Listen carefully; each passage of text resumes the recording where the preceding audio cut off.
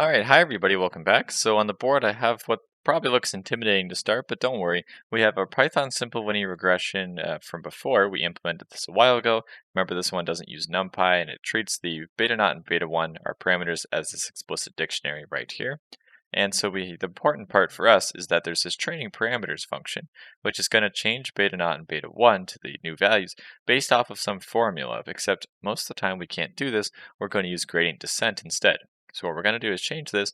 We're going to do define train params, and we'll change this to just underscore GD for gradient descent. Okay, so the parameters here, parameters is in for the function itself, they're going to change a little bit because yes, we need the x's and the y's, and the parameter dictionary, actually, if you look over, we said that you need to initialize beta naught and beta 1 over here, and so basically we're going to assume that's done because we're passing that as a dictionary. Okay. Now the other parameters that we need to change for the function are going to be alpha and iters. Okay, so we need to specify an alpha, which is some number bigger than 0. We'll give it a default of maybe 0.01, and iters is, we'll give it some default of maybe 100 values. Okay, so this means the loop will iterate, it'll go over 100 times in a row. Okay, so now that we specify these things, well, we need to do a couple things, like say I is equal to 0, and now we're ready to loop. So while true, what we're going to do is keep doing the update of beta naught and beta 1. And so this update is specified by this thing, or more specifically, it's this thing in green at the top here. We're going to replace this part with this piece here, and this piece with this piece here, basically. Okay, so it looks kind of confusing because there's this big function, but honestly, it's not too bad. What I do want to do for sure is to actually use NumPy, because NumPy is just, we've kind of got past the point of dealing with this irritating looping over and getting sums and differences. It's really not necessary. So what I am going to do is actually kind of just treat these things as if they were NumPy arrays. And in fact, I can do this with x's NumPy is equal to NumPy.array of x's, as long as we import NumPy as NP, which I don't think that we did. Import NumPy as NP. Okay, and so down here, x's NumPy is the NumPy.array of x's, and the y's NumPy is equal to NumPy.array of the y's. All right, so both of those are arrays, and they're going to be just, one-dimensional. They'll just be basically a list, but as a NumPy array of a bunch of x's and as a bunch of y's. But it'll be easier for us because we're also going to treat our parameter vector, we'll say the betas, which is actually just beta naught and beta 1 as a vector. It'll be the NumPy.array of the params sub beta naught. Okay, so that's the first one. And actually, sorry, I should put this in a list. So it's going to be the list of this, and then copied and pasted just like that, except with beta 1. And so now we have the betas as a vector is the values of beta 0 and beta 1, whatever they initialized as before. Okay, so we have this all as NumPy arrays so that we can do something much simpler, which instead of doing some crazy sum that looks really weird, we can basically just plug this in as it was before. So for now, I'm just going to get these new variables, and I'll say beta derivative, or beta 0 derivative, is equal to, so that's just this piece right here, just this piece right here, and this should be a value. Okay, we have the x's and the y's, and the current value of beta naught and beta 1, we have n, so we're going to compute this, and it's just going to be some value. And so what is this value? Well, it's not too hard to get. We do 1 over n, and n, actually, it's not hard to get n. N is equal to, you could just do the length of the x's, or the x's is NumPy, or y's is NumPy, whatever. It's the number of things that we have, so that's not too bad. N is the length of the x's. We do equals 1 over n, and then we're going to do times the sum, and it's actually going to be, we'll do the NumPy.sum. It probably isn't too much different here, but we're going to do the sum of beta naught. Okay, so this is going to be, remember betas, and actually I'll make this easier for us and get beta naught and beta 1. I'll say beta 0 is equal to betas sub 0, and beta 1 is equal to betas sub 1, so that we have those explicitly. Remember, these are the old values, okay, whatever they were before.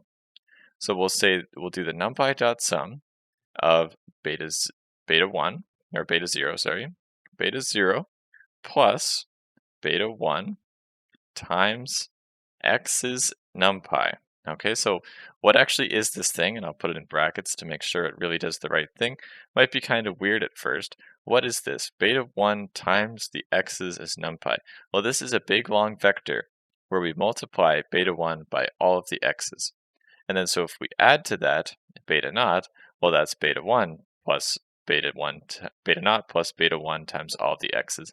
And so that's basically our prediction for each of the corresponding x's. Okay, so this thing itself, this is a big long prediction vector of what our predictions are.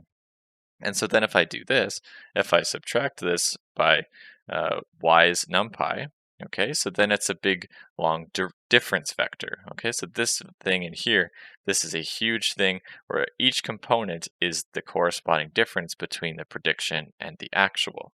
Okay, and if I was to point at it, that is this thing right here as a big long vector. Okay, and then so if we square this thing, all right, so we have this whole thing in here.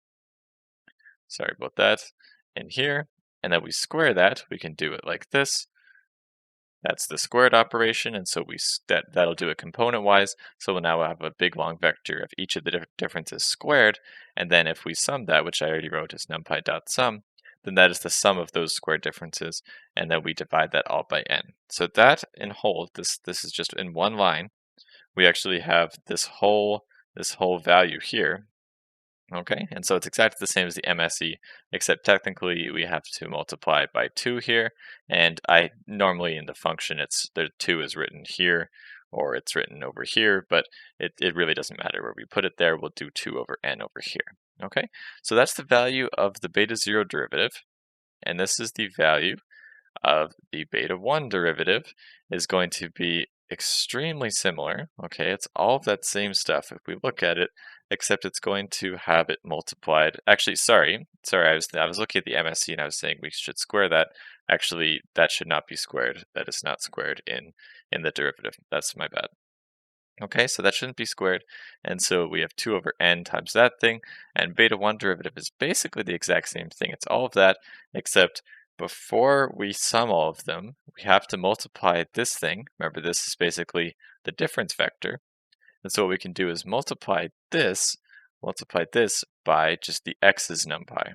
Okay, so that's all of the differences multiplied by the x's as NumPy as well. All right, so if we have that, then that is the derivative of beta 0 and beta 1 according to our old values. Okay, so if we have those things, well, we can do this update rule pretty easily. We just keep doing this update. And so what we'll do is set beta 0 equal to beta 0, so whatever it was before, and then we'll subtract that value is beta 0 derivative. Beta 0 derivative. We'll multiply that by alpha, whatever it happened to be, and that is all it is. And let me just make sure that it's in brackets here. That is the update rule for beta 0. Okay, we'll keep doing that. So beta 0 gets updated to some new value, and then we go through the loop again, and it will keep doing that. And we need to do the same thing with beta 1. Is this thing, beta 1 is going to be that, except it's going to be beta 1. Sorry about that. And this is really close to right, except how we have it in the function here is we extracted beta 0 is this thing and beta 1 is this thing. In fact, if what we do instead is not set that every single time, we take that out and we put over here, that's what they originally are. Sorry about this, I'll explain it in a moment. So beta 0 and beta 1 is what we extract from this thing. I know it's kind of weird how we just make this a NumPy array and then we're doing this.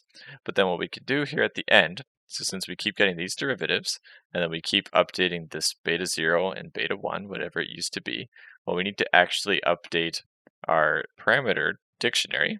Okay, so what we'll do, and actually I think I realized that there's really no reason to have put this into a NumPy array. I was going to do something different at first, but this is totally fine at what we're doing. And so what we will do is params sub beta naught is equal to beta naught. Okay, so that updated that value. And why does it do that? That's definitely not what I wrote. Okay, params beta naught is that, and params beta 1 is going to be this thing right here. And then that is good as long as we can leave the loop, because right now it's not actually going to leave the loop. And so what we'll do at the end here every single time, this getting annoyed with the indentation, we'll do I plus equals 1. And so if I is ever bigger than iters, okay, if it's ever bigger than the amount of iterations that we want it to do, then we'll just leave the loop, and that is called break in Python. Okay, so what we keep doing is we get some original value of beta 0 and beta 1, which are these. We keep calculating the derivatives, and that's what they happen to be. They're just values. Okay, this is some value. This is some value. And then we're going to update beta naught and beta 1 by from what they used to be. Sorry, that should be a beta 1. I'm sure you guys caught that, although I didn't. This should be, subtract the beta 0 derivative times some stepping size called alpha. Same thing with beta 1. And we're going to keep track how many times we do that to eventually break out of the loop. Okay, so if we change our parameters right like that, then that should be good to go. I seem to have missed a bracket over here, so I'm just going to put that back in. Now what we're going to do, instead of using our old train params function, okay, we had it in here, this is just using the formula, we can do the same thing, not worried about all the other code, just change it to the new gradient descent training function, and you can see it actually still worked, okay? It actually created basically the same line. What it was before, I'll again show you, it was this thing, and then if I update it again, train params GD, we'll see how it changes. It is now this line. And the main point is to show that, yeah, we can do this with gradient descent. And we're just taking derivatives and doing this update rule to iteratively go through this loop over and over again, get the derivatives, and then change the values iteratively. And that's the main point of this whole gradient descent stuff. That's why I wanted us to be able to take derivatives and to understand at least how to take a derivative and know what's going on here, so that we can see this and be like, oh, okay, well, as long as I can do something like this, just get the derivatives of the function with respect to the parameters and keep updating them like this, okay, well, that's going to be a general purpose learning algorithm to find the parameters. And that's pretty much what supervised learning or machine learning for the most part really is all about.